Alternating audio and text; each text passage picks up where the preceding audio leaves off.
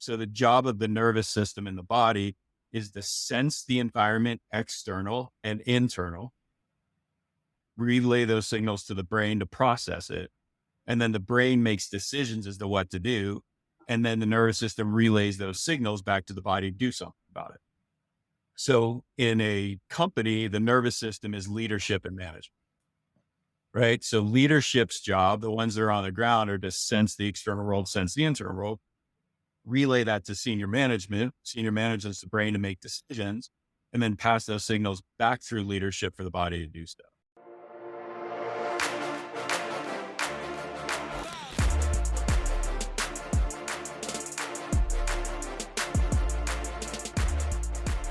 Welcome to Seven Figure Entrepreneur Podcast, the number one podcast bringing you behind the scenes with real online earners. No fake gurus here.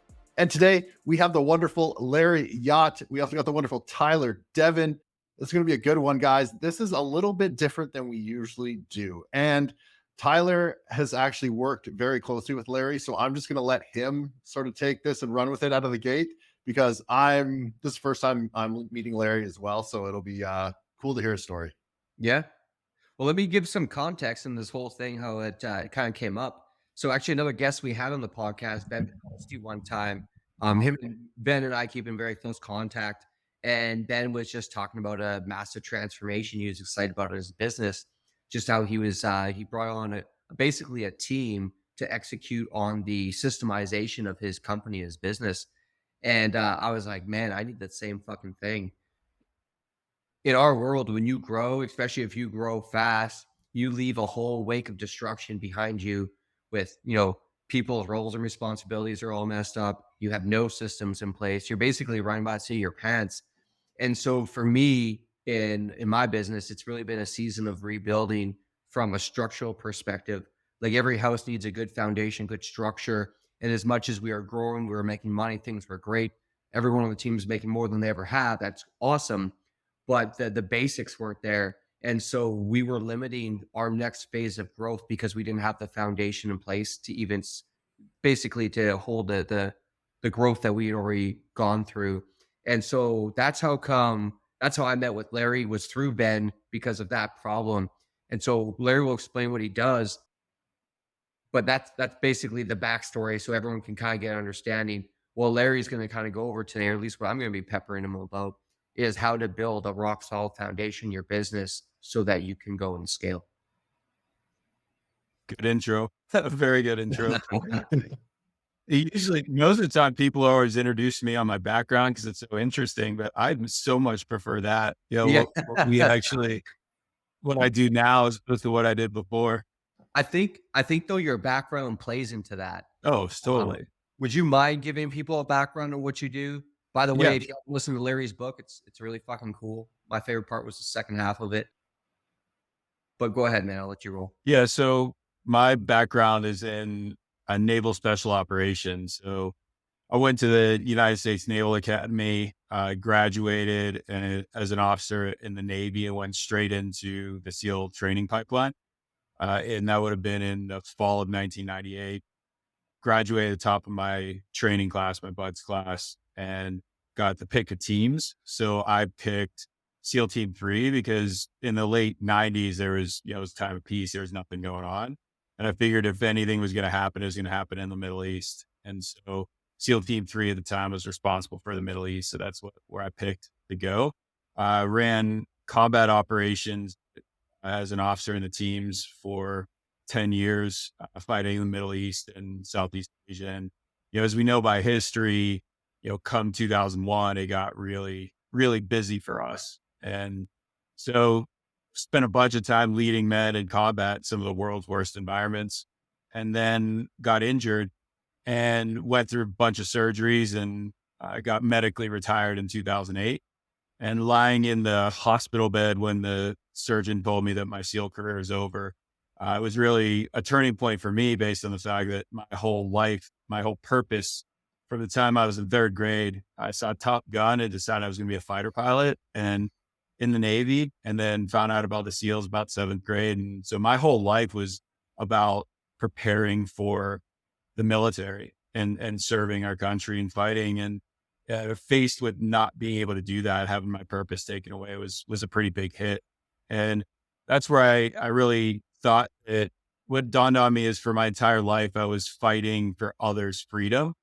And in doing so, really gave up all freedom that I had for myself, right? I never got to pick when I got to be off, what I got to wear, what I got to do, where I got to be. Like that was all directed. And so I decided that entrepreneurship was going to be my path to freedom for myself. And little did I know at the time, one of the biggest lies of entrepreneurship is that you get to be free. If anything, it's worse, right?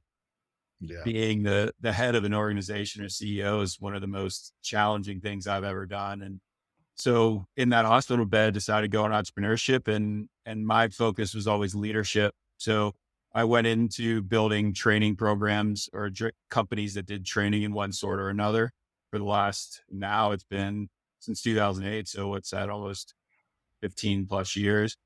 And the biggest chunk, I'd say just over half of that time, I've spent in bringing leadership and team optimization into companies of all sizes. I love it, man. And like, there. So again, if you guys haven't heard the book, definitely check it out. It's not very What's it expensive. called?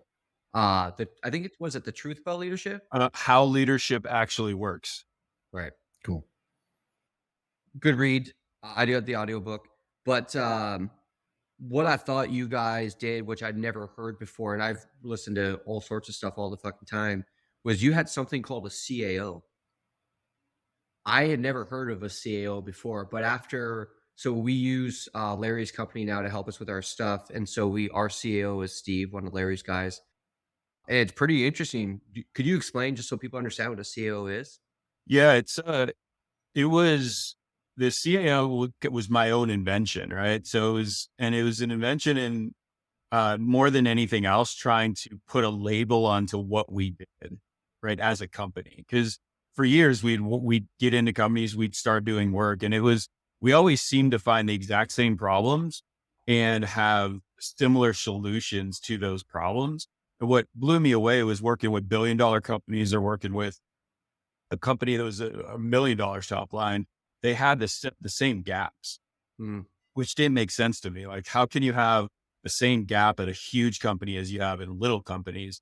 And what we realized is that there's a missing C-level position in every organization. It's just the way that the business world looked at how to coordinate action with a big team was different than how we looked at it in the special operations community. It was really the combination of my special operations background, having different understandings and philosophies of how to manage people in high risk, really tough environments requires certain performance. In business, just like in government, you could be inefficient and no one's going to die. If you're ineffective, inefficient in the special operations community, someone dies. And let me rephrase that. The wrong person dies. So it's not a good thing to be ineffective or inefficient. And so it was really that combination of what I saw in special operations versus what I was witnessing in the business world, where this gap showed up, which was the CAO. I'll pause there and then I'll go into what CAO is. I don't know if you guys had any comments on that. No, it was very interesting. So when Ben first told me about like, how you're helping him with his systems and stuff at your company, initially I was like, dude, I don't need another consultant. What I thought Yeah. that you guys did, which was really fucking cool, was you guys actually do the work. Yeah. And so your guys on our team, he's asking the team the questions. He's actually writing out the roles and responsibilities as we're doing it. And that's been huge for us because we're already so busy doing shit to carve out time to do more shit and even to know what the shit is we're supposed to be doing. It just wasn't happening. So that I actually referred you guys, TJ and those guys, awesome group of dudes. Yes. But yeah, I thought that was really interesting that you guys actually do the work as opposed to kind of sit behind a screen and just, give you some general direction. It's been very useful.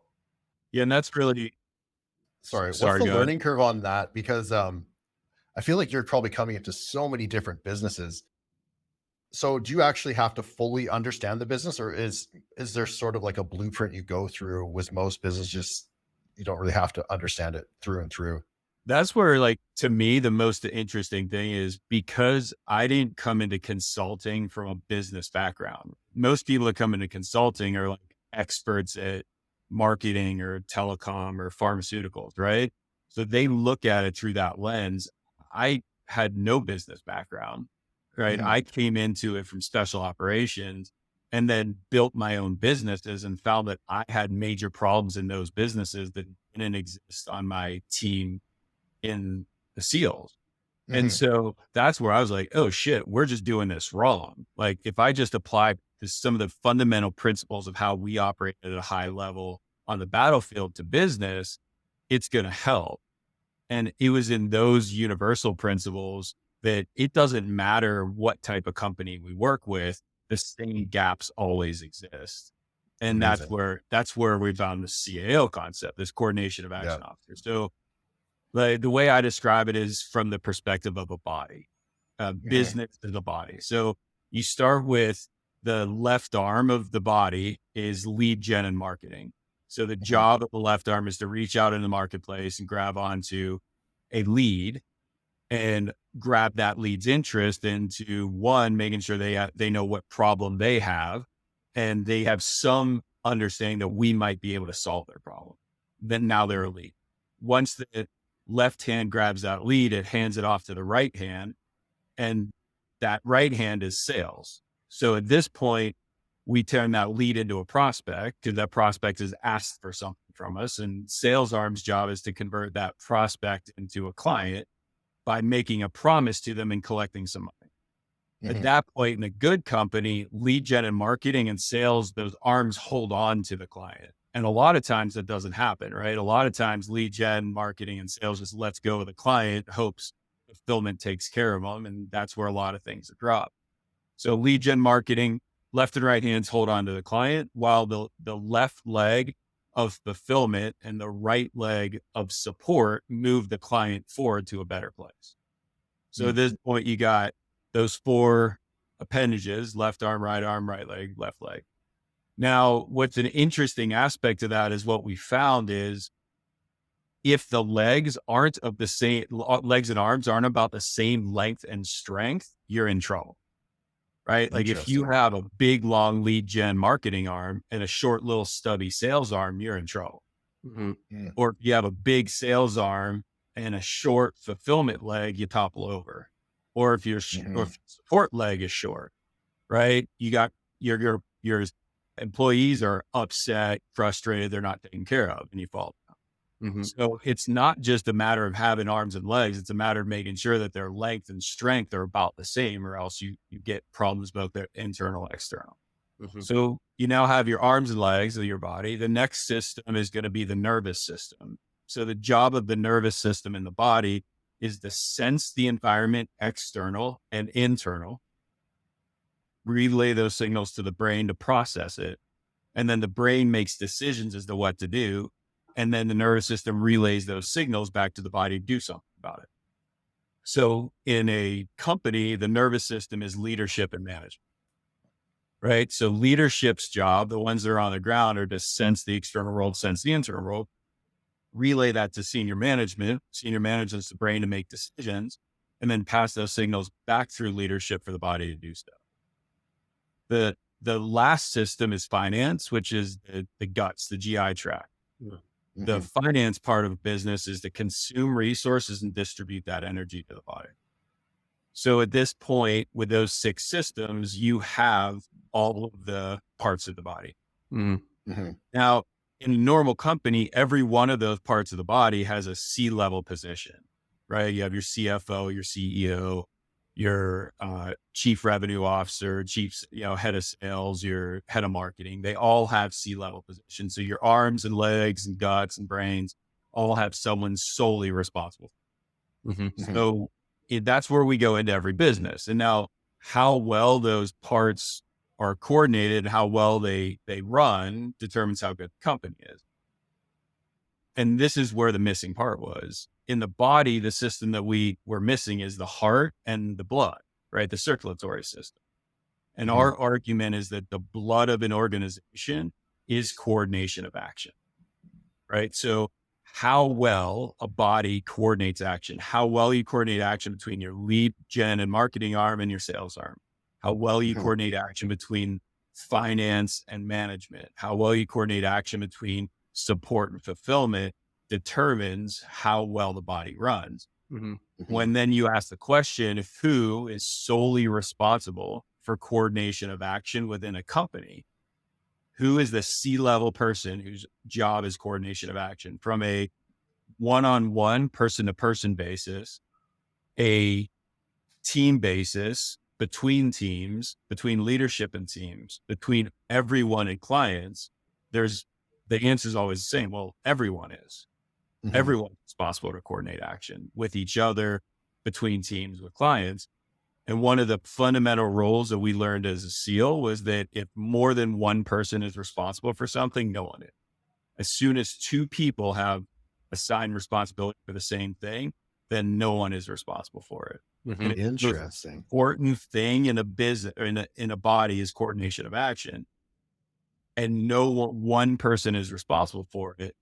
Every problem you experience in business is a failure to coordinate action, either between the team and the clients, two people on a team, two teams, or leadership and team. Every single problem you Mhm. face. And the reason that is because no one's responsible for it. Totally. And that's the Yeah. CAO. So the CAO is the person who is a C-level position whose sole responsibility is all coordination of action within the business. Interesting. Dude, that I love that. That was so it was so simplified, but then like thinking through the like all the The little pieces, nuances it's of it. very complex. It's very complex. That's cool. Yeah. I always say, like, to me, one of my superpowers is taking very, very complex things and distilling it into the fundamentals. And to Mm, Yeah. me, like, that is not a simple concept. That is an elegant concept. Just like Yeah. an iPhone is not simple, but it is elegantly delivered. Right. Yeah. Like the fact that I can give this to my dad who's not good with tech and he can figure it out Yeah. without an instruction manual means the thought that went into that solution produces such a level of elegance that it appears simple. that's Same all. thing. That's an amazing skill set, man. That's cool. That's very cool. Yeah. It's very noticed that you notice the same trends across like bigger and small companies. Oh yeah. And it was by accident.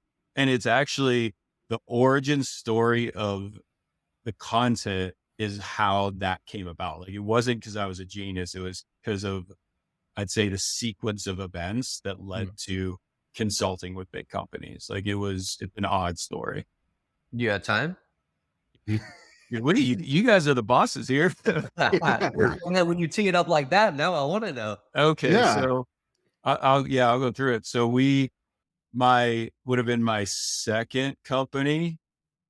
My first company was in one of my expertises at the end of my career was human intelligence, technical surveillance, counter surveillance, kind of like the black side of SEAL operations. And so my first company I built was around producing technical surveillance products and training specialized units and using it. So we started there and I wanted to have a bigger impact. So I started a second company around being able to train individuals and how to stay safe, both as individuals, families, all the way to businesses. So we had a pretty big training company. We're training a couple thousand people a year out of a custom facility in Minneapolis. And we started to get known for uh, training and being able to have good behavior change. Because ultimately, safety is not about throwing a punch, it's about changing how you view your world and act. And we got requests in both the business space, but we had an interesting request from a school system. So, a public school system, one of the largest in this, what would be southern Minnesota, contacted us because they had a bullying problem. And part of my origin story is that of what drove me to be a SEAL was I was a little skinny autistic kid in Pittsburgh that did not, had a pretty rough go of it. And that's what drove me to want to be a SEAL. And they asked me to do an assessment of their anti-bullying programs. So I went through all of their programs down at the school and I realized that they didn't have a bullying problem. They had a lack of leadership development. And that was a huge insight in that bullying is using your power to hurt someone, and leadership is using your power to help someone.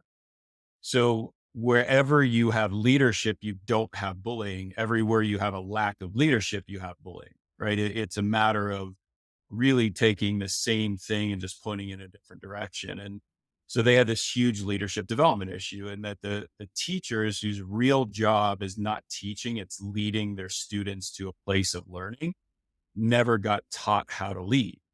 And most of them came from backgrounds where leadership wasn't a big deal. But if you notice any classrooms where like there's a classroom, there was a former police officer and a former military person, their classrooms that outperformed all the other classrooms because they had a foundation of leadership. Yes. So they challenged us with creating a leadership development program for fifth, sixth, and seventh graders, so middle school. And they made it very challenging in that they wanted us to develop a program that teachers who were untrained could teach lessons such as respect, responsibility, communication, very complex topics to fifth graders, but the teachers union wouldn't allow us any time to train the teachers. Yeah. So we had to have curriculum that they could open the day of the lesson and effectively teach something as complex as respect to a fifth grader in an hour. Mhm. And that required me to take very, very complex things and distill it into the fundamental principles so a fifth grader could understand it. Mhm. Fast forward a bit, we're deploying this to students. I have one of my corporate clients I'm teaching the self-defense stuff to show up for a private lesson. He's in charge of a $600 million a year pharmaceutical company. And he was pissed. Like he showed up mad. And I always knew like, you don't give a gun to someone that's mad. So I was like, hey buddy, what's going on? And he started telling me this issue he had with his leadership team. And I was like, well, if you got a minute, let me show you something. So I pull up this visual and I talk him through this communication cycle and solved his problem. So now in 15 minutes, solve his problem. He's like, holy shit, what is that? Where did you get me? Oh, that's my fifth grade lesson in communication. And he blown away. So he's like, well, I don't care if you do this or not. You're coming in and teaching my executive team how to communicate better in fifth graders.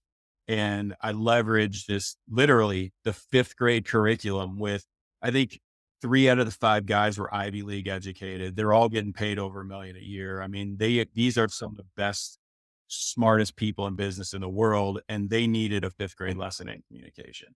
And so that was the start of it. I went from that to, so we're talking a $600 million year company to a company valued at over $1 billion in the UK, a biotech company. Taught them the same fundamental lessons from the kids. Went from there to $1 billion. This was like literally week back to back to $1 billion company that did grocery distribution, and they wanted me to teach what would be their first level of manager, which this was a guy that rode a forklift 8 hours a day and managed 3 other guys with a forklift. So I used the same lesson that I was using with the data scientists at this biotech company with guys that ran forklifts all day, and it worked. And that's when I'm like, okay, we're on to something, right? Fundamental principles distilled for fifth graders is what all companies need, regardless of what they do and who they are. Mhm. Mhm. I love it. Did you just expand by word of mouth at that point? Yeah. Our biggest limitation has always been lead gen marketing. Like we Yeah. could never figure that stuff out. But yeah, it was just being really, really effective. And like Mhm. Tyler, one of the promises that we make to our clients is if you don't see a measurable difference in your business in 3 months, don't pay us. Like we put our money where our mouth or money where our Amen. You mouth is. guys were actually really anal about that, making sure we had 3 metrics that we could kind of look at and say yay or nay. And it's very fascinating, man. Like all the flow charts we have now, as far as like how do we ramp up new data sets? How even our hiring processes, man, our hiring process has been insane. Like the way we used to hire before was all based off like who we knew and it kind of worked. And, hopefully we could teach them. Now we have so many more insights. Like we have you guys put us on the whole predictive index flow and how to incorporate that. But like, we had one person on our team. She's in a media position and she just didn't get stuff. And we ran her through that. And we're like, no wonder her score is like uber low. Yeah, it's just the So it's wrong person for the job. exactly, man. And then the people we have brought on, like Gabe and I recently brought on someone who we were like unsure about, but like he looked awesome. And he's Mm. now probably the top media buyer in like a matter of just a couple months. He So is it's for like sure. yeah, it's been just so fucking cool to use the stuff you've given us. Yeah, man, in multiple capacities, systemization, the hiring processes, just everything. It's to me, there's two foundations in creating big business. On one side is structure, and on the other side is action. And you can think of it like the brake and the gas, right? Structure is all about brake, making sure there's everything in place to do it. Action is all about being on the gas, offense and defense. And every individual falls either on the actions, leaning to the action side or leaning to the structure side. And Hmm. depending on the senior leadership team will determine what the company looks like. Like, is the Hmm. company tend towards action or structure? And so for your company, because the leadership team, all action, right? Gas all the time, which causes great growth, but always limitations because eventually the structure side catches up. Totally. Whereas our business was the opposite. Coming from me, I'm like 90% structure. We have all the structure, but we don't have enough gas because we didn't, so we Mm. don't grow. And we could be $100 million a year if we had more gas. But since Hmm. we're all break, we're structured for a lot bigger than we were. And so being able to understand just from that perspective, are we action or are we brakes, right? Are we gas or are we Hmm. brakes? Offense, defense helps us know where our problems are. And both sides will lead to a limitation. It doesn't make a difference. It's awesome how you simplify concept ideas because, like you said, you think about companies, and you're right. All the ones I could think of, I've done like some very basic consulting, but it's like when I think about it, you're right, man. You can tell based on just how the system organizes whether they are, in your terms, like gas or brakes, but usually it's one of the two. It's always like, it's never middle. It's always one side on one side or the other. And what they face is the opposite problems, right? Mhm. Like ultimately, if you have a heavy brake company versus a heavy gas company, with heavy gas, you're always going to grow quick. And then just life is going to suck, even though you got tons of money and you can't get any Yeah. bigger. On Yeah. the structure side, everything runs smooth, but you're constantly frustrated because you don't have enough money. You don't have enough Yeah. revenue. Like, nothing you can do can produce enough to follow the structures. So it's weird that no matter what, like, what the end states of both sides are. And the more you trend towards one or the other, the quicker you get there. Interesting. You know what else has been really cool too? The whole experience we've had is like Steve will he'll give us like he'll tell us, but he'll also relate it to like the SEAL team stuff. And the Yeah. guys are like they love like it just helps bring it to real life to understand because he's like when we go on a mission, he's like, there's the main plan, then there's the backup plan. It's something like this. And then there's like, oh my God, everything's going fucking wrong plan. He's like, do you have all those plans? Because if you don't, we got to make them. But man, it gives you so much more confidence on a day-to-day level of running your business just to know like if everything hits the wall, like, okay, everything's still okay. Yeah. It's having the SEAL background gets us what I found is 7 minutes of attention. So like, I by default will get your attention for 7 minutes. Much over 7 minutes, I have to start bringing value. Like I can entertain, people will be entertained for about 6, 7 minutes. And one of the things I love is always the card of, oftentimes the card will get played like, "Well, you just don't understand our business. It's so complex and it's so high risk." I'm like, so you're telling me that your business is more complex than multidimensional, rapidly changing battlefield, like where your competition's trying to kill you in the world's worst environments. And that's where you usually get like, okay, yeah, you're right. You probably do understand what it means to have high risk and some or at least medium risk from the perspective of business and a dynamic environment. So those are the benefits. We get some confidence off the bat. We have to back it up, but it does help. Totally, I bet. You know what's interesting too, man? I think a lot of the ways, and I could be wrong on this, but like I'd say some cases you guys probably work yourselves out of a job. But it's our job. Like we have made it a part of our DNA is to become irrelevant. And that Hmm. really comes to my understanding, even as a father, like my job as a father is to be irrelevant in my son's lives. The Hmm. sooner I'm irrelevant in their life, the more that we are actually free to have a true connected relationship. But if I am needed in their life, I haven't done my job. And it's the Hmm. same thing in companies. If you need us, then we haven't done our job, right? Our Hmm. job is to make it so you don't need us. And if Hmm. we've done that, we provided enough value to you as an organization that we were probably compensated worth, enough. Yeah, I love it, man. I'm sure you can't talk exact like companies and stuff, but would you mind writing some kind of case studies of some of the stuff you've done and how you've gone about it? Yeah, I mean, we can go with that pharmaceutical company. So Upshur Smith Laboratories out of Minneapolis, they were like, let's call it 90% generic drugs. So they would take drugs that were out of the patent, like you get a patent time of 7 years or something like that. And then at that point, generic companies can start formulating their own formulations are then generic side. So they did that. Then they started creating their own, drug that they own. So pretty big company.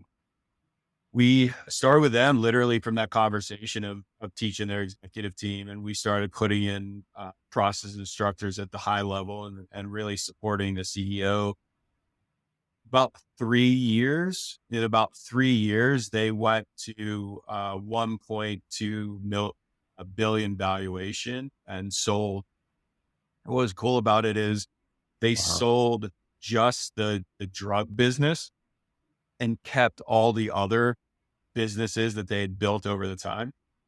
So they Wow. actually sold the least valuable, what they consider was the least valuable asset for 1.2 billion and kept the rest Damn.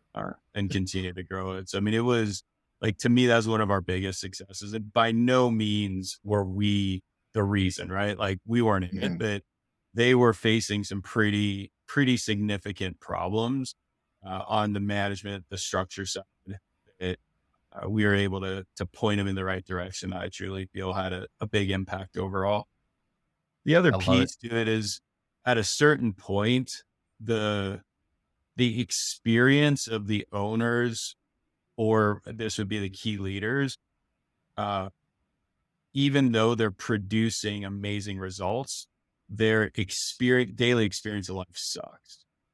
And if there's anything like I could say that was one of the bigger wins there is creating an environment where, yes, they produce the results, but their life didn't suck anywhere near as bad as when they started. Because there's our view of success is not the accomplishments that you achieve, but your daily experience in achieving those accomplishments. And if you produce accomplishments at the cost of your daily experience, you're not successful. If you can have an amazing daily experience that is sustainable over time, then your accomplishments are going to follow. And just that mind shift is a huge one. You know, it's actually very interesting just to kind of piggyback on that. We found like with our side, when you grow so fast, you find all these people are wearing all these different hats just out of necessity, right? Yeah. Because you're going so fucking fast. And like people are doing stuff based on what they're not good at, but they did it because the gap was open, someone needed to fill, and they just kind of took it on.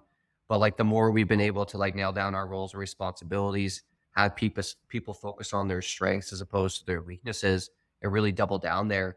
Like one, their day is a whole lot better, kind of like what you were saying, optimized day. But two, the amount of like value they bring to the team is way more valuable.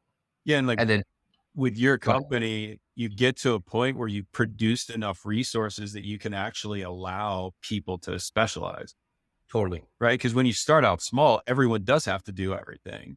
Yeah. And Mhm.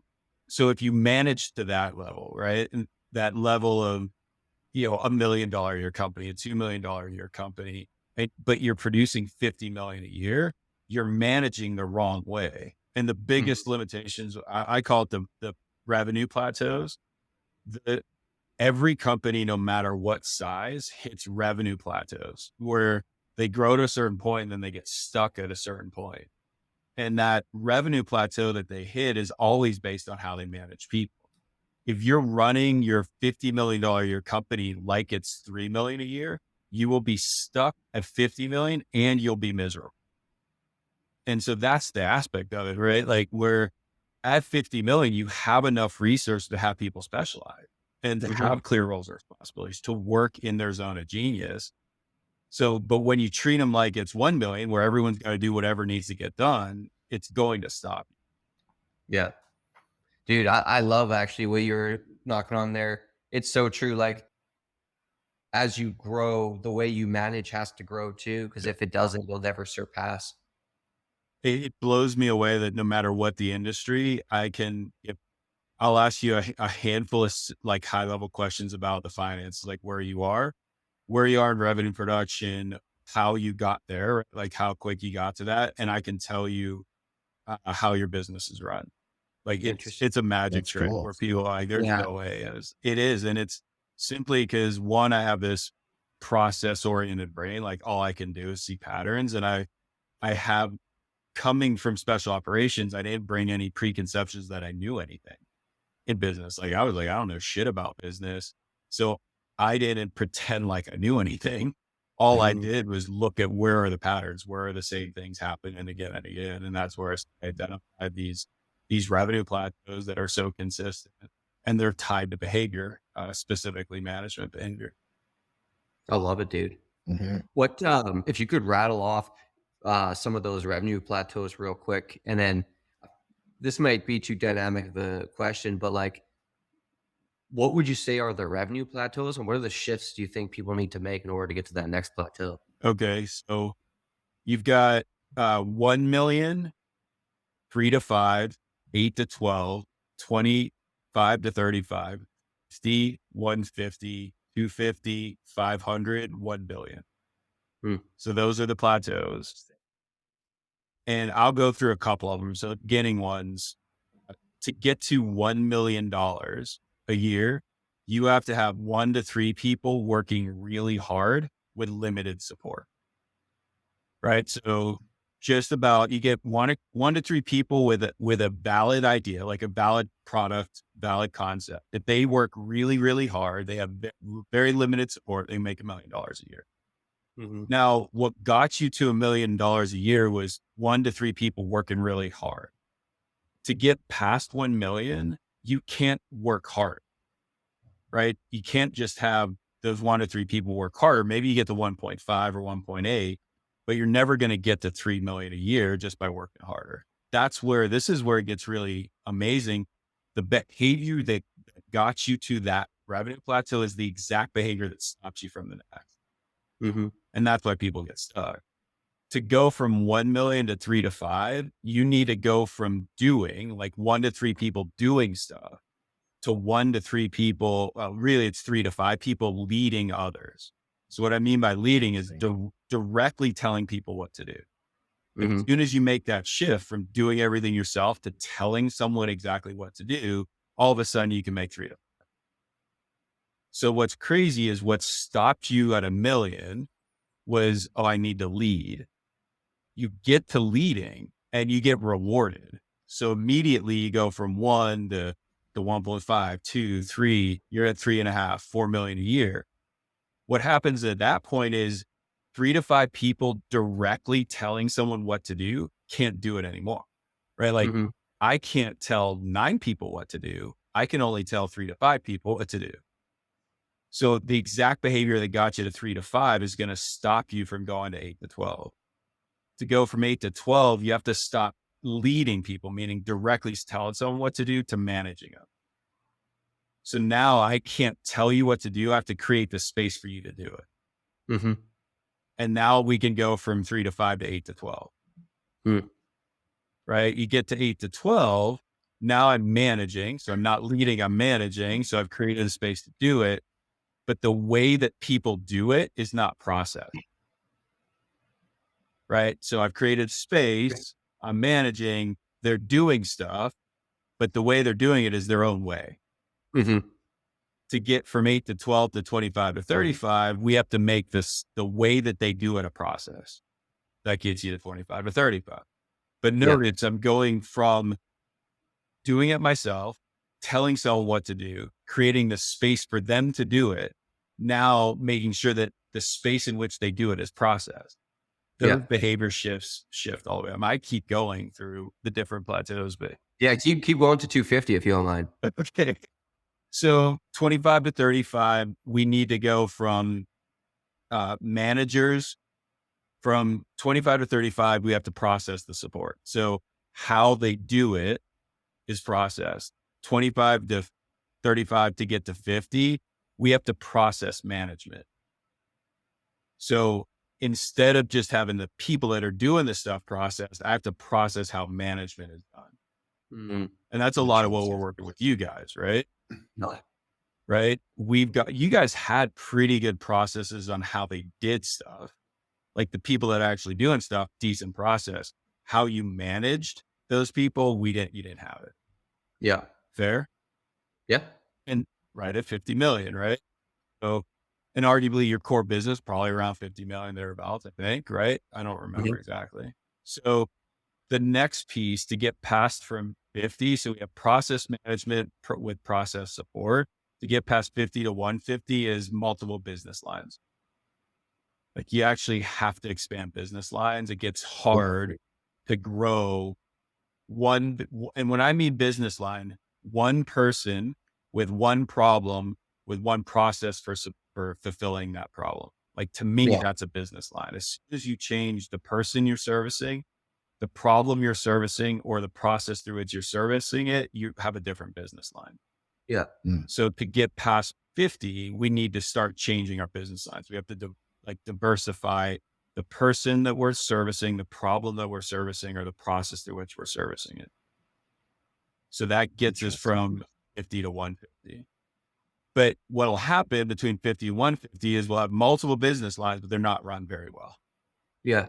We got them. They were starting to deal with different people, different problems, different processes for dealing with it, but it's not run well. That's where we got to make it run well. Right. So to get past 150, we have to make sure that our multiple business lines not only are efficient, but they support each other. So that as I grow this one, that supports this one, doesn't take resources for it. Mm-hmm. Not run well is one business line's funding the other ones. Like that's how we know that we don't have good business lines. Gotcha. Interesting. So 150 to 250 tiered management in the multiple business lines. Like now it's not just two levels where we have like senior management, we have the core managers, and we have all the people doing stuff. Now we got to stack those on top of each other. And that's where like the mindset of having 4 levels of management versus 2 is completely different. Dude, wild. To be honest, man, I have a hard time like conceptually even understanding how to implement that. Of course, that's how you get stuck. Like you can't, that's also why we all need help. Like we are insufficient as human beings on this planet to survive alone. That's why I always go back to my fundamental belief is that our success in life is 100% dependent on how well we coordinate action with others. Like there is anywhere in life that we're struggling, we're in isolation or conflict. Every life we're thriving, every place in our life we're thriving, we're in tightly coordinated action towards a shared purpose with others. You do a very good job, man. Like just simplifying stuff in a basic way. And it's interesting to hear the gaps again, because when you're talking about like 4 levels of management, because we got a couple levels now, but like 4 levels, it's like seems like 4 levels in multiple business lines. Yeah. Like that's a whole different thing. And that's oftentimes when you're going from the 50 to 250, it's some point you generally have to opt out and pull in a different, what I would call professional management. That's where you're like, you know what? I know I'm not going to run a business past 3 to 5 million. It's just, I'm not made to do it because I'm too structure oriented, which is why I sold my company. right? And now I have people that know how to build $1 billion company, and I get to support them. How, so it's funny. I have a friend of mine. He's doing about 70 million a year. He's doing phenomenal. And he's kind of in a position where he was talking about hiring a CEO to Yeah. replace him.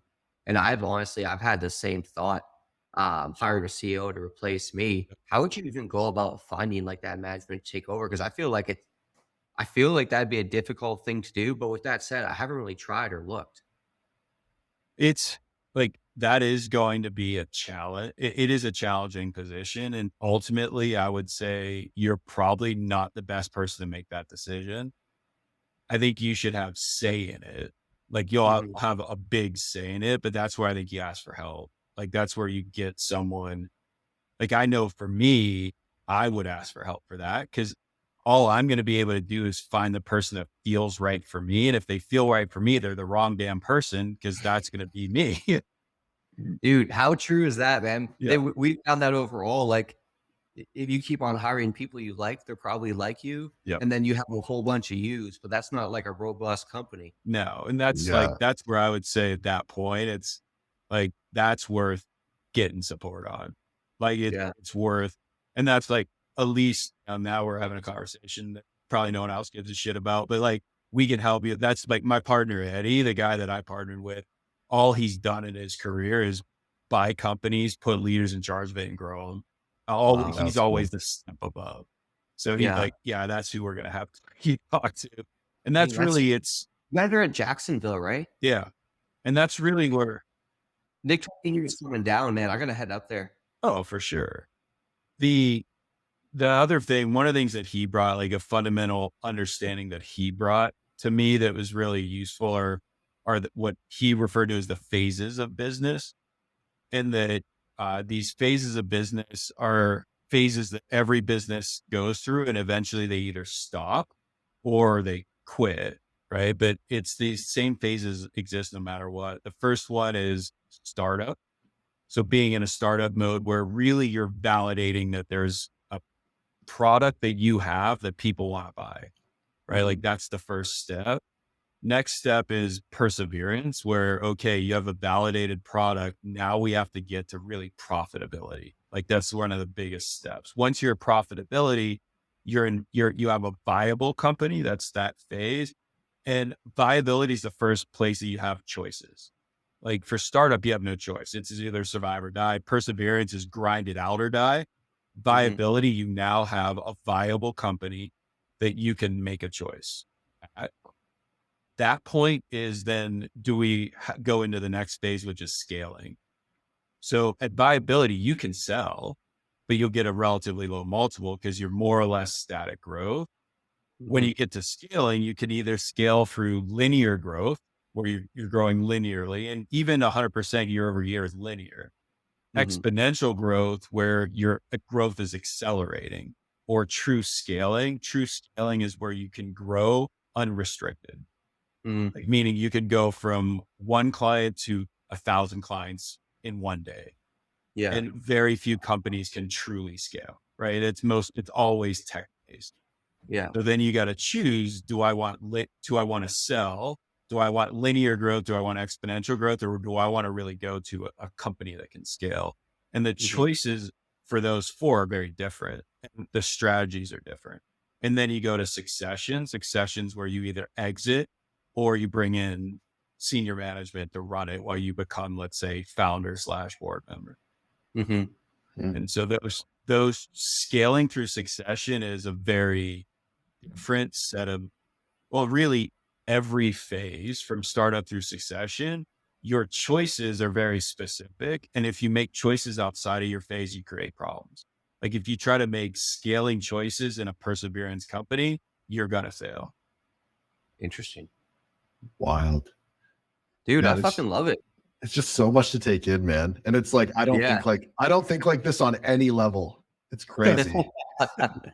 It's like the philosophy of business, man. I find it so fascinating though. Like in a lot of ways, I think business is like there's like a level of art to it, in my opinion, where it's like you Yeah. can create what you think, but at the end of the day, there's also fundamental rules that apply. Well, you guys Um, mostly are in marketing, right? Both of you Yeah. guys. So like, what's funny to me is like, you guys live in a fucking black box of misery and suffering for me. Like it's the other side of like, how the hell does anyone ever get that right? Like to me, that's one of the most important pieces and the thing that it just, the way that I'm talking, like the way you guys talk is how experience it the same way on the other side. That's funny. Yeah. Well, we Yeah. struggle with the opposite, man. Like the structure, we can go fast all Yeah. day, Yeah. but like all of a sudden you hit structure limits, right? And I think Yeah. anytime we've been able to grow past, it's because we're like we kind of figure a piece or two out, and you build upon it. But honestly, bringing on guys like yourselves, like again, for me, the fact that you guys actually help us do it and not just like sit on the other side of the phone and tell us what to Yeah. do is fucking massive. Well, if you had the knowledge, skill, and time to do it, you wouldn't need us. Like that was my philosophy. It's just same Yeah. thing. True. That's where I always struggled on the marketing side of I would get people that would say, well, you should do this or that. And then they tell me to write the copy. Like, hey, write us. I'm Uh, like, look, I could write the damn copy. I wouldn't be paying you 10 grand a month. That's it. Yeah. Like Yeah. Larry. yeah. it's pointless. Yeah, and that's why agencies kind of suck, man. I feel like it just keeps coming up over and over and over again. Marketing agencies generally suck. I always say this, I've spent over $500,000 Yeah, that I would have been better off piling in the driveway and lighting on fire just to stay warm for a little bit on Yeah. marketing agencies that didn't do a damn thing for yeah. me. It's just They, like, ki- they kind of focus on the so wrong metrics, it seems. And I know I'm like painting them all with like a brush, and I know some agency guys watch this, and there is some good ones, man. But like, yeah, they're a different beast. I don't know. We're more I like, feel like unless they're invested in your business, it's really hard to get that agency thing right. that's what yeah, I was the same. I was always the same way. It was I'll give you a huge piece of my business if you want to be my partner. Yeah. But they was always like, no, pay us 10 grand a month plus ad spend and we're gonna make you all sorts of business 6 months later. We're yeah, 60K plus ad spend, another 25K on top of that down. And you're like, yeah, got no more business, no more clients. Oh yeah, we got to change this. Give us 3 more months. It's like, Yeah. yeah, yeah, they never heard. Buying it. And that was the core piece was responsibility. Like who is ultimately responsible? Like Mhm. they're not because there is no consequence, they are not responsible, right? Mhm. True responsibility can only be had if there is a consequence to me. Like Totally. if I pass it to you, like if we're in a relationship and I pass you a responsibility to hold, but I still feel a consequence and you don't actually have it. You can hold it totally. and be in action with it, but it's not yours. It's only yours if there's consequence. And so those relationships where they have no consequence means they aren't actually responsible. Yeah. I feel like your business should be like I was thinking about like how to market it, and it would be pretty easy because I think you would just bring them into a flow and get and offer them something just like it was a course. And then Yeah. basically, long story short of it, the upsell would just be you guys and the consulting you Because do. eventually it's like, holy shit, I can't do this. I need help. Yeah. And that's it, like that flow has been redone a million times in this world. So it's not really challenging. Yeah, sure. See, now you're in that black box telling me it's not hard, just like I'm saying it's not hard to go from 50 to 150. Yeah. Yeah. Touche. Well, that's just how I think though, right? Like I'm a Oh yeah. tactical guy. Like that's all. I'm just like, okay, I can do this. And then like growth past that, I'm like, I don't know what the fuck to do. Tell me what to do. Yeah. Yeah. Telling you, team is the solution. Is Yeah. 100% the solution. Yeah. Yeah. It's interesting. Our industry, when I say our industry, I'd say like the affiliate industry specifically. There's just so many guys, and maybe it's two or three guys, four or five guys, or just even one guy with a couple VAs or something. And they can make a lot of money for one person, Yeah. but to like really scale up, if you look at the guys in our industry doing it right, it's because they have teams, because they have businesses with AR and AP and Yeah. Mhm. all that stuff, and all that stuff matters. And I used to think culture was bullshit. I used to think I could do all the accounting. I used to have all these thoughts, and now I'm like, Jesus Christ, man! Like the amount of like accounting we have is stupid, and like it's crazy though, man. Like, and then I'm so HR, happy you don't do any of the accounting anymore.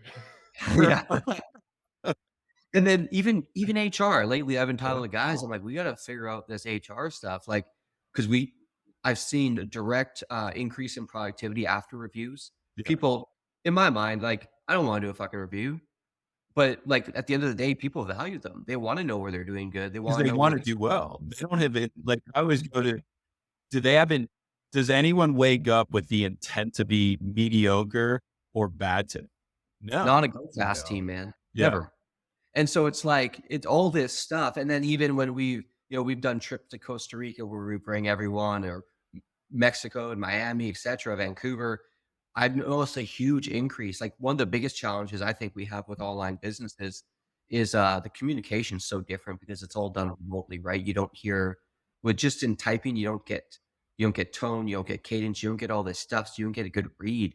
And like we've had people get into little like quarrels over someone misread something and when they had a bad day.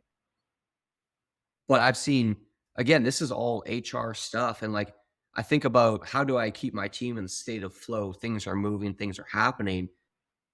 That's one of them. And so I can see how before HR was a cost in my mind, now it's an investment in productivity. Yeah. And it's interesting how when you grow, you just see all these things differently. And tying it, I think that mindset you should double down on. And that's one of the mindsets that we strongly bring is that every aspect of the business, every person in the business should be tying back to whatever your core deliverable is. We call it a brick, right? Like the brick that the business is built on. Even the person in HR should be able to tie their role to changing that brick. And that's what you're saying of shifting it from it's just a cost center to that it's a productivity center, right? That is actually benefiting the company by having metrics that actually do that, allow that person in HR to actually feel good that like when I did 3 reviews today, I've increased productivity. I've added more bricks to the pile. Like the better you can Interesting. tie metrics to it, the better. Like Totally. all the way to the front, like we used to make their company at the front desk. One of the things that Eddie would talk about is front desk person.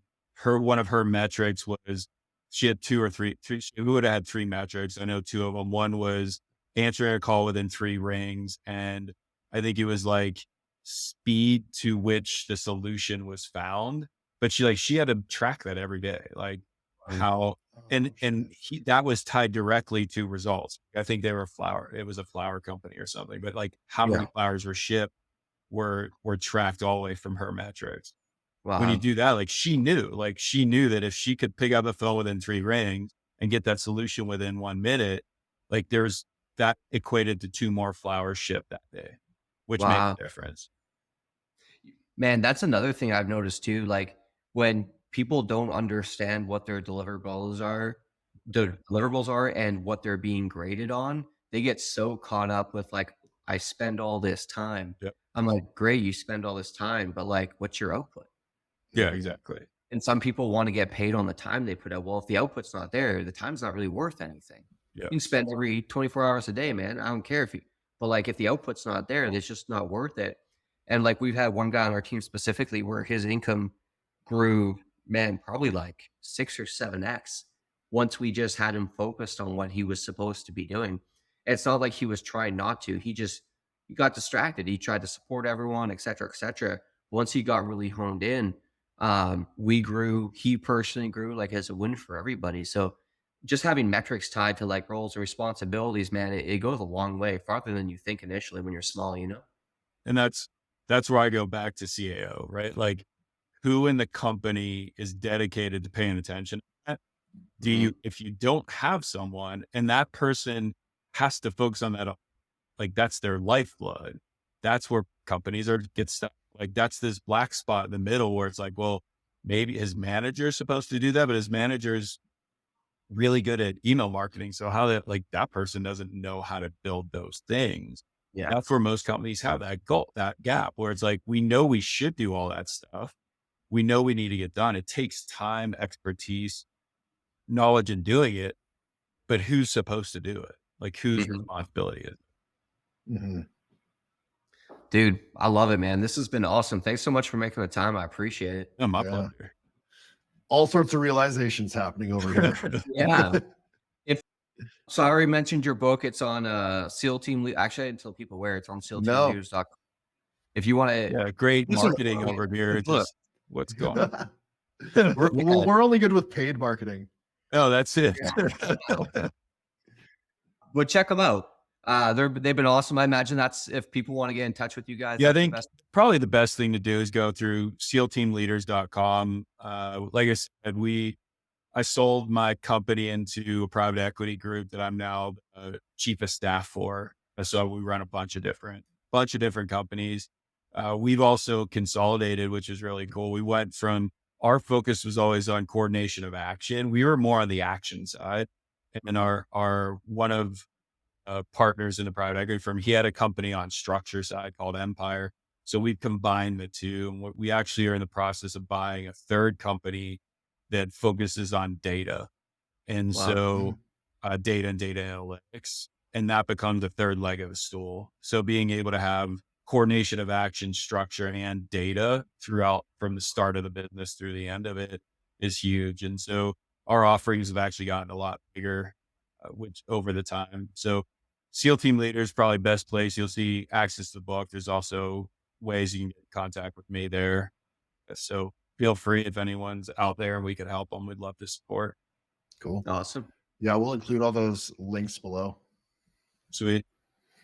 Awesome. Thanks, man. All right, let's wrap this up. Thanks everyone for listening today. For everyone watching, please do not forget to subscribe to our YouTube. And for everyone listening, please leave a 5-star review on iTunes, Spotify, Amazon, or Stitcher. It's a mouthful every time. All right, guys, we'll see you on the next one. Thanks again, Larry. I appreciate your time. See ya. Thank you. Yeah, thank you guys.